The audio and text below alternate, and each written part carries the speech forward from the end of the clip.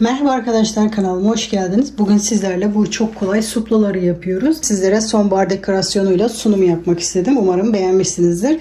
Yapılışı çok kolay, herkesin rahatlıkla yapabileceği bir model. Bu örnekle istediğiniz şeyleri yapabilirsiniz. Suplayı yastığa dikerek yastık yapabilirsiniz. Video sonunda bu suplalardan neler yapabileceğinizi gösterdim. Video sonuna kadar izlerseniz onları da görebilirsiniz. Bunu istediğiniz şey kadar büyütebilirsiniz. Nasıl büyüteceğinizi video aşamasında gösterdim. Videoyu atlamadan izlersek bu aşamalara da sahip olmuş oluruz. Sizlerden ricam, şimdi videoya geçmeden önce ben de emeklerimin karşılığını alabilmem için şu anda videoyu durdurarak bir beğen ve yorum yaparsanız ben de emeklerimin karşılığını alırım. Şimdi sizleri daha fazla bekletmeden ip tanıma aşaması, sonra yapım aşaması, videonun sonunda da bunlardan neler yapabilirsiniz ve suplalara ne kadar ip kullandım video sonunda belirtiyorum. Şimdi sizleri daha fazla bekletmeden başlayabiliriz. Yapılışı çok kolay. 1 saatte bitiriyoruz ve çok fazla ip de gitmiyor buna. Sizin yaptığınız ipe göre bu supla büyük ya da küçük oluyorsa bunu dilediğiniz ölçülerde büyütüp küçültebilirsiniz. Yapım aşamasında nerelerde büyütebildiğinizi gösterdim. Bu modeli yaparken ipin özelliği 2 mm koton poliester karışımı makrome ipi. %100 koton makrome değil arkadaşlar. Bu %100 koton değil. %46 koton, %40 polyester, %14 rayon. Bu yüzdelikler değişebiliyor. Ben de her ip aldığımda bu yüzdelikler değişiyor. Buna takılı kalmayalım. Bu metre ile gramlar size yardımcı olabilir. 250 gramda 250 metre ip var. %100 koton makrome iplerinde bu yüzdelikler tutmuyor arkadaşlar. 250 gramda 250 metre ip olmuyor. 150 metre kadar ip oluyor. Türkiye'de ben bu şekilde benzer bir ip almıştım. Bunun özelliği de aynı. Bu da kotonlu polyester karışımı ip. 250 metrede 250 gram ip var. Bunun linkini aşağıda açıklama kısmına ekleyeceğim. Oradan bakabilirsiniz arkadaşlar. Şimdi yapılışına geçebiliriz. Modele sihirli halka yaparak başlıyorum. Orta parmağımdan önden arkaya doğru bu şekilde doluyorum. Birleşim noktasından tutuyorum. İpin altından beri tığımı geçiriyorum. İpi alarak bir zincir atıyorum.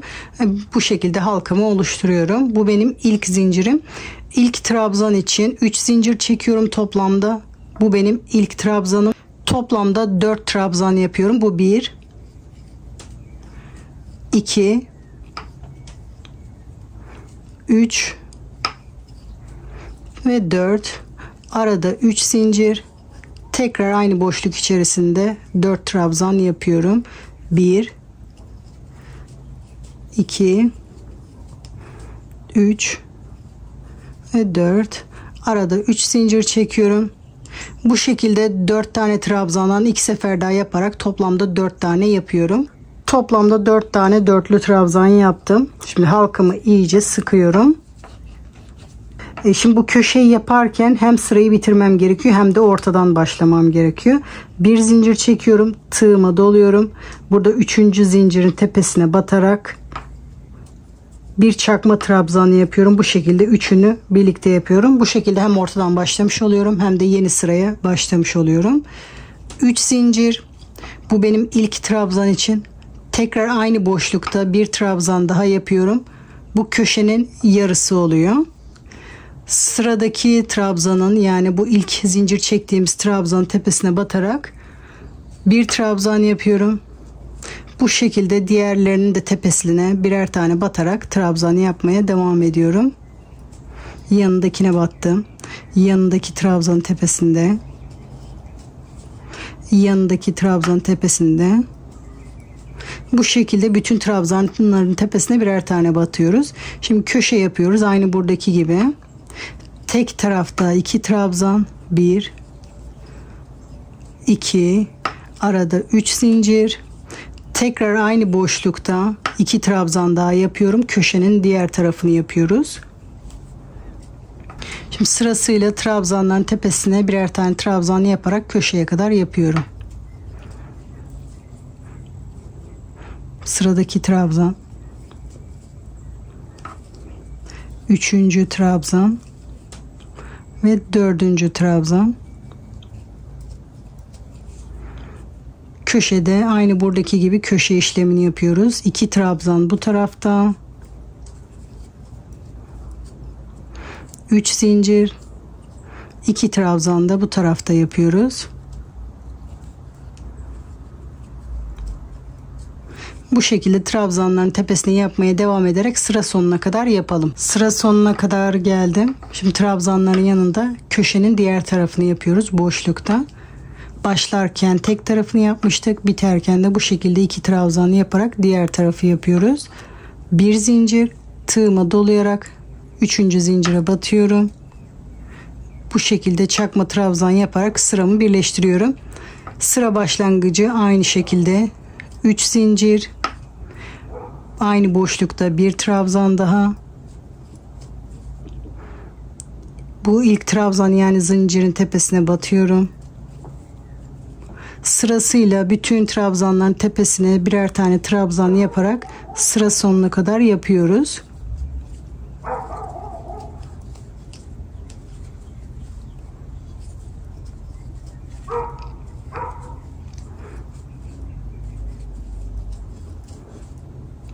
Sıra sonuna kadar geldim. Köşeler aynı. Başlangıçlar hep aynı olacak. Köşeler aynı olacak. Bunu büyütene kadar. Boşlukta 2 trabzan, 3 zincir, tekrar aynı boşlukta 2 trabzan yaparak köşeyi de bu şekilde yapıyorum. Trabzanların tepesine batarak aynı buradaki gibi sırayı tamamlıyoruz. Bu şekilde sıra sonuna kadar yapalım. Sıra sonuna kadar geldim. Bir zincir, 3. zincire batarak bir çakma trabzan. Sırayı aynı şekilde başlıyoruz. 3 zincir, tekrar aynı boşlukta bir trabzan.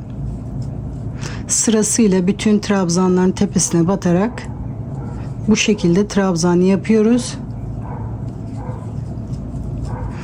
Köşeyi de aynı şekilde yapıyoruz. Sıra sonuna kadar yapalım. Sıra sonuna kadar geldim. Bir zincir, 3. zincire batarak bir çakma trabzan. Başlangıç yine aynı.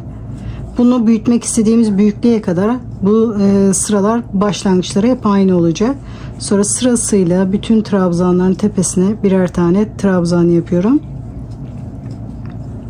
Başlangıç aynı, köşeler de aynı. 2 tane trabzan bir tarafta, 2 trabzan bir tarafta. Bu şekilde sıra sonuna kadar yapalım. Sıra sonuna kadar geldim. Bir zincir, 3. zincire batarak bir çakma trabzan yapıyorum. Şimdi buradan sonrasına ben dilimleri küçültmeye başlıyorum. Bunu daha büyük supla yapmak istiyorsanız arkadaşlar buradan büyütmeye devam etmeniz gerekiyor.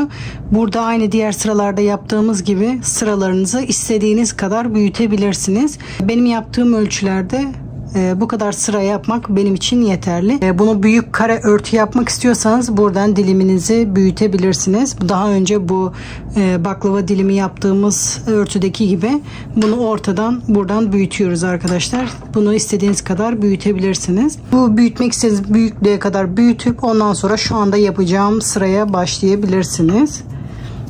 3 zincir. Normalde büyütürken köşelerde 2 trabzan yapıyorduk. Şimdi bu zincirli kısımlarda 3'er tane yapıyoruz. Şimdi aynı boşluk içerisinde 2 trabzan daha yapıyorum. Toplamda 3 oluyor. Şimdi artık dilimleri küçültmeye başlıyoruz. Zincirli kısma başlıyoruz. Dilimleri de küçültüyoruz. 5 zincir çektim. Tığıma doladım. 2 trabzan atlıyoruz. 3. trabzanda trabzan yapmaya başlıyoruz. Burada çoğaltırken 2 tane çoğaltmıştık. Keserken de 2 tane kesiyoruz. Bu şekilde son 2 trabzan kalana kadar, yani bunun üzerine kadar hepsinin üzerine birer tane trabzan yapıyorum. Şimdi sırasıyla bu sondan 2 tane kalana kadar buraya kadar hepsinin üzerine trabzan yapalım.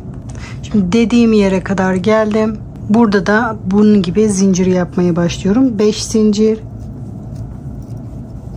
Bu son 2 trabzana batmıyorum. Direkt köşeye giderek 3 trabzan yapıyorum. Köşe işlemini yapıyorum. Buralarda köşelerde 2 trabzan yapıyorduk. Zincirli kısımda 3 yapıyoruz. Arada 3 zincir. Tekrar aynı boşluk içerisinde 3 trabzan daha yapıyorum.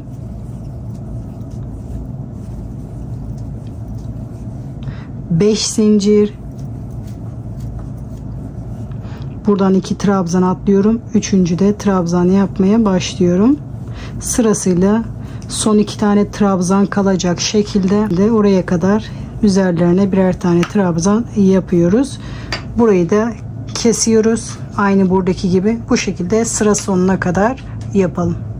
Sıra sonuna kadar geldim. Köşenin diğer tarafında yaptım. 3 trabzan, bir zincir, bu 3. zincirin tepesine batarak bir çakma trabzan yapıyorum. Şimdi bu kesme işlemlerinde de köşe hep bu şekilde olacak. 3 zincir, aynı boşluk içerisinde 2 trabzan daha, toplamda 3 trabzan yapıyorum. 5 zincir. Şimdi bu kısımda dilerseniz direkt boşlukta bir sık iğne yapabilirsiniz bu şekilde. Dilerseniz de 3. zincirin içerisine bu şekilde bir sık iğne yapabilirsiniz. İkisini de yapabilirsiniz. 5 zincir, kesme işlemine devam ediyoruz. 2 trabzan atlayıp 3. trabzanın tepesinde trabzan yapmaya başlıyorum. Sırasıyla son 2 tane kalana kadar üzerlerine birer tane trabzan yapıyorum. Buraya kadar trabzan yapalım. Dediğim yere kadar geldim. Son 2 tane kaldı. 5 zincir. Dediğim gibi direkt boşlukta sık iğne yapabilirsiniz. 3. zincirin içinde de bir sık iğne yapabilirsiniz. Zincirin içinde yaparsanız sağa sola kayma yapmaz. 5 zincir. Köşeye gelerek köşe işlemini aynı şekilde yapıyoruz. Tek tarafta 3 trabzan. Ortada 3 zincir. Tekrar aynı boşluk içerisinde 3 trabzan yapıyorum. Aynı buradaki yaptığımız gibi sıra sonuna kadar yapıyoruz. Sıra sonuna kadar geldim. 1 zincir. 3. zincirin üzerinde bir çakma trabzan. Köşeye aynı şekilde 3 zincir. Aynı boşluk içerisinde 2 trabzan daha. Yarısını yapıyoruz. 5 zincir. Zincirin 3. zincirine ya da direkt boşlukta bir sık iğne yapıyoruz. 5 zincir. Burada 3. zincire ya da boşlukta bir sık iğne. 5 zincir. 2 trabzan atlayıp 3. de trabzan yapmaya başlıyoruz. Buradan kesme işlemini yapıyoruz. Aynı şekilde son 2 trabzan kalana kadar buraya kadar üzerlerine birer tane trabzan yaparak oraya kadar yapalım. Dediğim yere kadar geldim. Şimdi zincirli kısma geçiyoruz. 5 zincir. Burada 3. zincir ya da direkt boşlukta bir sık iğne. 5 zincir. Burada 3. zincire ya da direkt boşlukta bir sık iğne. 5 zincir. Köşeye gelerek köşe işlemini yapıyoruz. Aynı buradaki gibi köşe yapıyoruz. Bu sırayı da bu şekilde sıra sonuna kadar tamamlayalım. Sıra sonuna kadar geldim. 1 zincir. 3. zincirin tepesinde bir çakma trabzan. 3 zincir. Köşe aynı şekilde. 2 trabzan daha yapıyorum. Şimdi zincirli kısma devam ediyorum. 5 zincir. Sıradaki zincirin ortasında ya da zincirin 3. zincirin üzerinde bir sık iğne. 5 zincir. Bu şekilde bir sık iğne. 5 zincir. Kesme işlemine devam ediyorum. 5 zincir. Kenardan 2 trabzan bırakıyoruz. Ortada trabzan yapmaya başlıyorum. Bu dilimin son sırası olacak. Son 2 tane trabzan kalana kadar yapıyorum. Ortada da 4 trabzan kalması gerekiyor. Bu şekilde 2 bu taraftan 2 bu taraftan kesince 4 tane trabzan kalıyor. Başlangıçta da 4 tane ile başlamıştık. 5 zincir. Sıradaki boşlukta bir sık iğne. Bu şekilde bütün boşluklara birer tane sık iğne yapıyoruz. Aynı zincirleri de orada da yapıyoruz. Sıra sonuna kadar bu şekilde yapalım. Sıra sonuna kadar geldim. Baklava dilimi bu sırada bitiyor. Siz bu ortadan bunu büyüttüyseniz bu son sıraya kadar bu şekilde yapıyorsunuz. 4 tane kalana kadar. Şimdi bu sırada sadece zincir yapıyoruz. Birleştirme kısmı aynı. 3 zincir. Aynı boşluk içerisinde köşe aynı. 5 zincir. Buraya kadar normal sıralarda yaptığımız gibi aynı. 5 zincir. boşlukta bir sık iğne, 5 zincir, sıradaki boşlukta bir sık iğne, 5 zincir, sıradaki boşlukta bir sık iğne, 5 zincir, sıradaki boşlukta bir sık iğne. Şimdi burada da buraya batarak sık iğne yapacağız. 5 zincir, burada hiçbir işlem yapmıyorum. Sıradaki boşluğa gelerek burada bir sık iğne yapıyorum. Bundan sonrası da buradaki gibi aynı. Bu sırayı komple zincir yapıyoruz. Bu şekilde sıra sonuna kadar yapalım. Sıra sonuna kadar geldim. Şimdi bu suplanın iç kısmı bitti. Bu zincirli kısmı daha fazla büyütmek istiyorsanız büyütebilirsiniz. Köşeler aynı. Köşelerden büyümeye devam edecek. Bu zincirli kısmı isterseniz ekleyebilirsiniz. Şimdi aynı şekilde bir zincir, bir çakma trabzan yaparak köşeyi birleştiriyorum. Şimdi bu kenar detayı isteğe bağlı. Bu kısım biraz daha ip yiyor. Bunu isterseniz bu şekilde de bırakabilirsiniz. Şu anda benim yaptığım sıralarla buraya kadar toplamda 100 metre gitti. Çok fazla ip harcamak istemiyorsanız kenar detayı yapmayıp bu şekilde de yapabilirsiniz. Şimdi kenar yapımına başlıyorum. 3 zincir. Şimdi kenar oyası için 5 tane trabzan yapıyorum. Bu 1, 2, 3, 4 ve 5. Buranın yarısını yapıyoruz şu anda. Hiç zincir çekmeden burada boşlukta ya da 3. zincirin orada bir sık iğne yapıyorum. Tekrar hiç zincir çekmeden sıradaki boşluğa gidiyorum. Burada hiçbir işlem yapmıyoruz. Sadece bir sık iğne. Bu boşluğa gelerek 5 trabzan yapıyorum. 1, 2,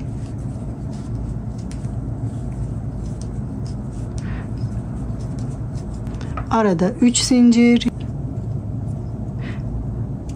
Tekrar aynı boşluk içerisinde 5 trabzan daha yapıyorum.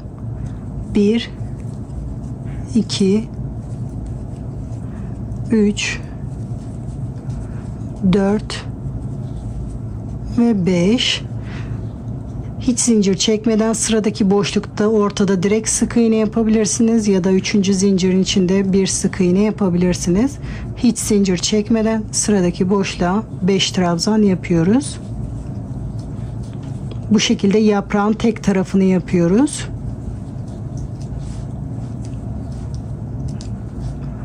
Arada 3 zincir.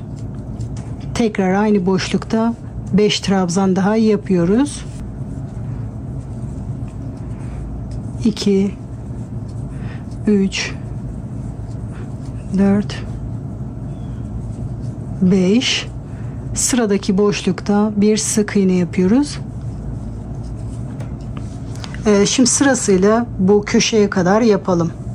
Eğer hala aklınızda soru işareti varsa videoyu geri alarak bu kısmını tekrar izleyebilirsiniz. Sıra sonuna kadar geldim. Bu şekilde sonuncu boşlukta bir sık iğne yaparak bitmesi gerekiyor. Şimdi köşe işlemini yapıyoruz. Hiç zincir çekmeden buraya gelerek 5 tane trabzan yapıyorum.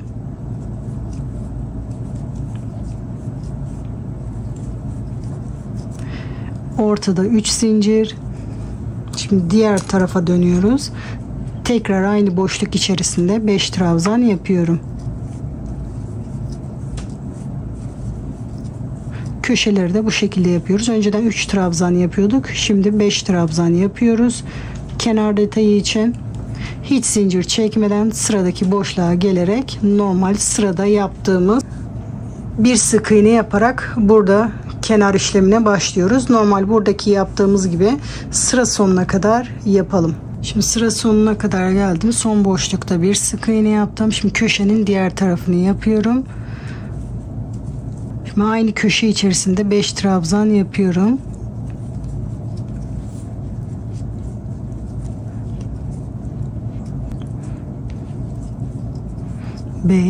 Şimdi artık ortadan başlamama gerek kalmadığı için 3 zincir çekerek bu ilk yaptığım tepesine batıyorum. İz sürümü yaparak birleştiriyorum. Bir zincir çekerek ipimi burada kesiyorum ve arkada saklıyorum. Bakın ütülenmediği halde bile şu anda çok düzgün duruyor. Ütülenince daha düzgün duracak. Şimdi benim ipim ütüye elverişli olduğu için bunu tersten ütülüyorum. Tek parça olarak bu şekilde bitiriyoruz. Şimdi sizlere bunu birleştirmek istiyorsanız nasıl birleştirmeniz gerektiğini onu size gösteriyorum. Bunu istediğiniz kenarda birleştirebilirsiniz. İsterseniz ilk kenarda, ikinci kenarda, üçüncü kenarda nerede birleştirmek istiyorsanız birleştirebilirsiniz. Eğer bunu sadece bir kenar birleştirecekseniz bu şekilde son kenarda da birleştirebilirsiniz. Ama iki kenar birleştirmeniz gerekiyorsa bu köşeden başlayarak bu işlemi yapıyorsunuz. Şimdi köşenin yarısına kadar geliyorsunuz. Bir zincir, diğer parçanın köşesine batarak bir sık iğne, bir zincir, tekrar burada köşenin diğer yarısını yapıyorum. 5 trabzan.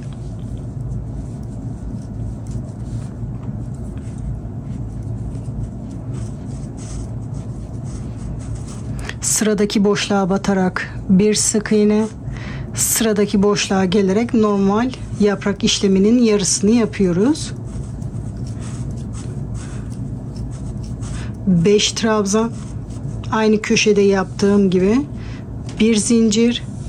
Şimdi bunun sıradaki yaprağına geçerek köşesinde bir sık iğne, tekrar bir zincir, bu yaprağın diğer yarısını yapıyoruz. 5 trabzan.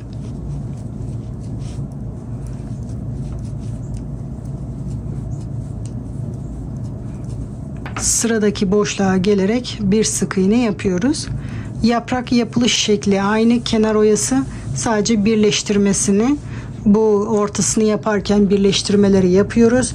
Bu şekilde bu köşeye kadar hepsini birleştiriyoruz. Köşeye kadar sırasıyla bütün kenarları birleştirdim. Köşeyi de aynı diğer köşede yaptığım gibi. Burası hem de sıra sonu. Bir zincir, bunu köşesine batarak bir sık iğne, bir zincir çekerek burada sıramı birleştiriyorum. Yaptığınız modele göre birleştirme kenarları farklı olabilir. Bu şekilde tek tek ekleyerek bir sıra runner da yapabilirsiniz. Böyle 4 tane motifi birbirine ekleyerek kare örtü de yapabilirsiniz. Bunu istediğiniz şekillerde yapabilirsiniz arkadaşlar. Birleştirme aşaması bu şekilde. Bunu dilediğiniz şekillerde motifleri yerleştirerek istediğiniz şekilleri yapabilirsiniz. Birleştirme aşaması da bu şekildeydi. Büyük kare örtüyü yaparken de şimdi suplada çok fazla belirgin değil, küçük yaptığım için, ama büyük kare örtüyü yaparken bu şekilde hep aynı yönde gitmiyoruz ki bu baklava dilimleri düzgün dursun. Şimdi ilk sırayı bitirdikten sonra 3 zincir çekiyorum, diğer yöne doğru dönüyorum. Sırayı bu şekilde devam ediyorum.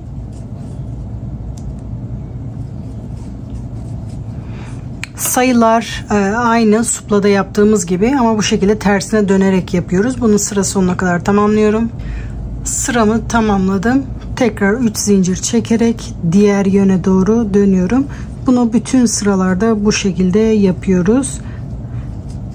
Bu şekilde her sırada arkasını dönerek bu şekilde yaparsak baklava dilimlerimiz daha düzgün olacaktır. Gördüğünüz gibi kare örtüyü bitirdim. Aynı suplada gösterdiğim kısımda şuradaki sıraları daha fazla sıra ekleyerek bunu büyütebilirsiniz. Siz de bunu daha fazla büyütmek istiyorsanız dediğim yerden sıra ekleyerek bunu daha fazla büyütebilirsiniz. Dönerek örmemin sebebi, bakın baklava dilimleri ve bu çizgiler düzgün duruyor. Buna hep aynı yönde gidersek bu çizgiler bu şekilde çarkıfelek gibi dönüyor arkadaşlar ve baklava dilimi de düzgün durmuyor. Ben bu ters görüntüden hoşlanmadım, hepsi aynı yönde olsun diyorsanız hepsini aynı yönde örerek düz örebilirsiniz ama bu şekli düz yapamayabilirsiniz. Kare olan modele yaklaşık 400 metre kadar ip gitti. Bunu ne kadar büyütürseniz o kadar fazla ip gidecektir. Örneğin bitmiş hali bu şekilde. Bu yaprağın ucundan diğer yaprağın ucuna kadar bu benim 34 santim oldu. Bu benim için yeterli bir ölçüydü. Bu ölçülerdeki bir suplayı yapabilmek için yaklaşık 145 metre ip gitti. Bu suplaları bu şekilde yastığın üzerine dikerek de yastık kılıfı yapabilirsiniz. Şu anda ben dikimini göstermeyeceğim. Yastığın rengi de bu şekilde etrafından dikerek bunu yastık kılıfının üzerine dikebilirsiniz. İsterseniz bu şekilde, İsterseniz bu şekilde. Bu şekilde büyüttüğünüz örtüyü de yastık kılıfı yapabilirsiniz. Bu şekilde tam ortaya gelecek şekilde katlıyoruz. Bu kenarları aynı videoda gösterdiğim gibi birleştirerek bu şekilde de yastık kılıfı yapabilirsiniz. Önden bu şekilde duracak. Arkadan da bu şekilde duracak. Çift yönlü de kullanılabilir. Hem arkası bu şekilde görünecek hem de önü de bu şekilde görünecek. Dilerseniz de bu büyük parçayı yaparken böyle yastığın üzerinde iyi durmasını istiyorsanız bu supladaki gibi ortasını küçük ama bu kenarlarını, bu zincirli kısmı bu yaptığımız örtünün genişliğine gelecek şekilde yaparsanız kenarları bu şekilde delikli durur. Ortası küçük durur. O şekilde de yaparsanız güzel durur.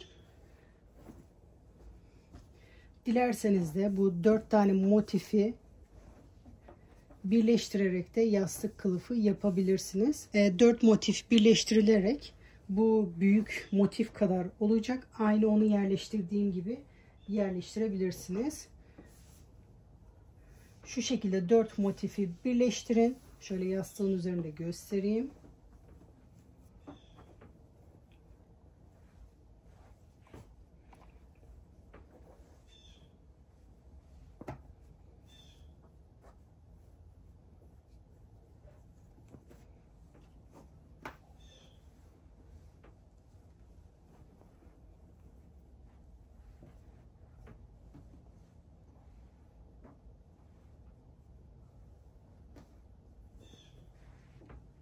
Bu şekilde de 4 motifi birleştirirseniz görünümü bu şekilde olacak. Suplayı istediğiniz gibi değerlendirerek yapabilirsiniz arkadaşlar. Hep bütün şekilleriyle çok güzel duruyor. Dilerseniz de runner'ı yapmak için bu şekilde ucuca birleştirerek bunu runner'da yapabilirsiniz. Ne kadar uzunlukta yapmak istiyorsanız. Gördüğünüz gibi birçok şekilde motifleri değerlendirebilirsiniz. Ben de sizler neler yaptınız çok merak ediyorum. Paylaşım yaparken sayfamı etiketlerseniz hem ben hem de takipçilerim görmüş olur. Sizlerin de neler yaptığını merak ediyorum bu motiflerle. Kullandığınız ipleri de yorum kısmına yazarsanız arkadaşlar diğer yapacak arkadaşlara fikir olur. Sosyal medyada beni etiketleyerek hem ben hem de takipçilerim görmüş olur. Sizlerin neler yapacağını sabırsızlıkla bekliyorum. Suplaların yapılışı bu kadar arkadaşlar. Güzel ve keyifli bir modeldi. Görünüşü de çok güzel duruyor. Ben çok beğendim. Modelin yapılışı bu kadar. Yapacak arkadaşlara kolay gelsin diyorum. Sıradaki videolarda görüşmek üzere.